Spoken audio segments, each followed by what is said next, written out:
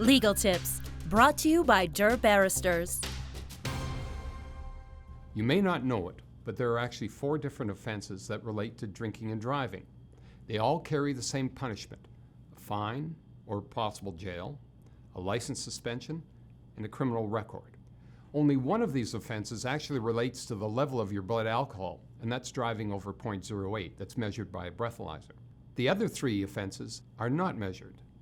2 of those offenses are refusal charges, refusing either a roadside test that you've been asked to blow into at a check stop, for instance, or refusing the actual breathalyzer test at the station. The 4th offense is impaired driving.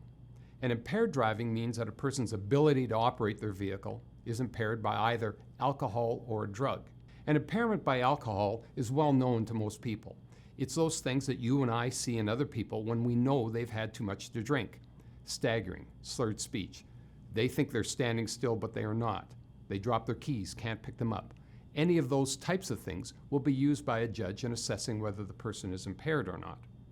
Now, there's also impairment by drug, and it could be any type of drugs that have the same effect on you as if you'd had too much to drink. So the same type of evidence is looked for by the police. The police can require you to engage in roadside sobriety tests, walking the line. If you're stopped by the police for a drinking and driving offense, the first thing you should be asking for is to call a lawyer.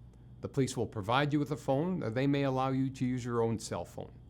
But the best advice I can give you is don't operate your car if you're under the influence of alcohol or drugs. Legal Tips is brought to you by Durr Barristers. Knowledge, experience, trust.